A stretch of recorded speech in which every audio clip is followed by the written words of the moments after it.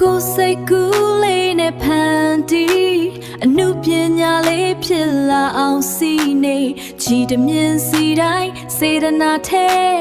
ကိုယ့်ရဲ့အသေးနှလုံးတစားစီပေးဆက်လက်နဲ့လုံးတဲ့ပျော်ရွှင်ခြင်းပါအပြင်ကဝယ်တာထက်ပိုကောင်းတာဒါဟာလက်လုံးတဲ့ပျော်ရွှင်ခြင်းပါ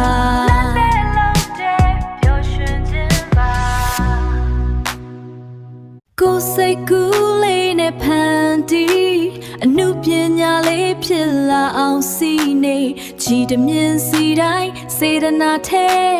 ကိုယ့်ရဲ့အသေးနှလုံးတစားစီပေးဆက်လက်နဲ့လုံးတဲ့ပျော်ရွှင်ခြင်းပါအပြင်ကဝယ်တာထက်ပိုကောင်းတာဒါဟာလက်လုံးတဲ့ပျော်ရွှင်ခြင်းပါ